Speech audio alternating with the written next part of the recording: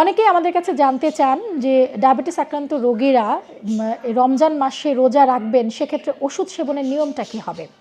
এই ওষুধ সেবনের নিয়ম জানতে কিন্তু রোগীদের উচিত অ্যাটলিস্ট 1 মাস আগে ডাক্তারের পরামর্শ নিয়ে এবং তার ডায়াবেটিসের নিয়ন্ত্রণটা কেমন আছে, 3 মাসে ডায়াবেটিসের গড়টা কেমন আছে সেটা জেনে নিয়ে তারপর ডাক্তারের সাথে আলোচনা করে তার ব্যবস্থাপত্রটা ঠিক করা। কারণ রোজার সময় যেহেতু দীর্ঘ সময় রোগীরা না খেয়ে থাকেন, কিন্তু সারাদিনই কিন্তু অ্যাক্টিভিটি থাকে, অনেকে দেখা যায় অফিস করছেন বা বাসায় হাঁটাচলা করছেন। সো এই যে না খেয়ে থাকা এবং হাঁটাচলা হচ্ছে, কাজ হচ্ছে, সেক্ষেত্রে কিন্তু ক্যালোরি বার্ন হচ্ছে। সো এই সময়টাতে ওষুধ কিন্তু আগের মতো থাকবে না।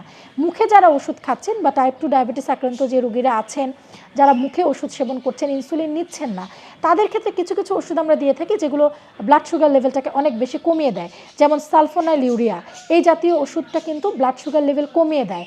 এছাড়া এম্পাগ্লিফ্লোজিন বা SGLT2 ইনহিবিটর বলে একটা মুখে খাওয়ার ওষুধ আছে, সেই ওষুধটা করে কি প্রস্রাবের সাথে ব্লাড সুগারটাকে বের করে দেয়, সেই সাথে পানিও কিন্তু বের হয়ে যায়। তখন এই রোগীগুলোর ব্লাড হাইপোগ্লাইসেমিয়া হওয়ার যেমন চান্স আছে, তেমন কিন্তু ডিহাইড্রেশন হয়ে যাওয়ার একটা চান্স আছে। তো রমজান মাসে আমরা কিন্তু এই ধরনের ওষুধগুলোর ডোজ কমিয়ে থাকি। আর কিছু কিছু ওষুধের ডোজের অ্যাডজাস্টমেন্টের তেমন প্রয়োজন হয় না, যেমন মেটফর্মিন জাতীয় ওষুধ, লিনাগ্লিপটিন বা ইনক্রিটিন মাইমেটিক্স যে ওষুধগুলো আছে, গ্লিপটিনসগুলো, এগুলোর আসলে তেমন ডোজ অ্যাডজাস্টমেন্টের প্রয়োজন হয় না। তবে আমরা রোগীদের ওষুধ যেভাবে আমরা খেতে বলি, ইউজুয়ালি দেখা যায় রমজান মাস ছাড়া কিন্তু আমরা সকালে, রাতে, দুপুরে এই সময়টাতে ওষুধ দিয়ে থাকি।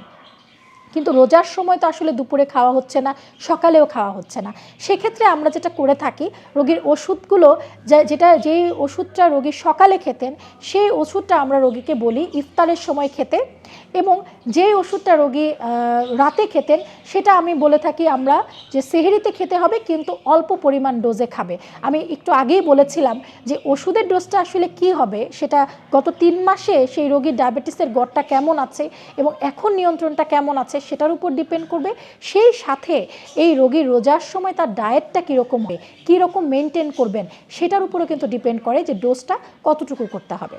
আরেকটা হলো ইনসুলিন। যারা টাইপ 1 ডায়াবেটিসে আক্রান্ত আছেন তারা কিন্তু 3 বেলা ইনসুলিন নেন।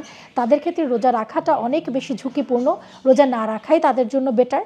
আর যারা টাইপ 2 ডায়াবেটিসে আক্রান্ত কিন্তু ইনসুলিন নিচ্ছেন, তাদের ক্ষেত্রে আমরা যেটা বলে থাকি যে ইনসুলিনের ডোজটা তিনি সকালে নিতেন, সেটা উনি ইফতারের সময় নেবেন, কিন্তু একটু কম ডোজে নিতে হবে।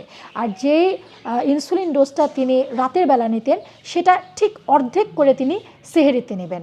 আমি আবারও বলছি, এই যে ইনসুলিনের ডোজ, এটাও কিন্তু ডিপেন্ড করবে যে ওই রোগীর ডায়াবেটিস কন্ট্রোল কেমন আছে, এই রোগী কেমন ডায়েটটা ফলো করবেন এই রমজান মাসে, সেটার উপর। তাই এই যে ডায়াবেটিস আক্রান্ত রোগী যারা আছেন, যারা রোজা রাখবেন, তারা নিজে নিজে এই ওষুধের ডোজ অ্যাডজাস্ট করা বা ইনসুলিনের ডোজটা অ্যাডজাস্ট না করে একজন ডাক্তারের পরামর্শ অনুযায়ী ওষুধটা এবং ইনসুলিনের ডোজটা ঠিক করে নিতে হবে।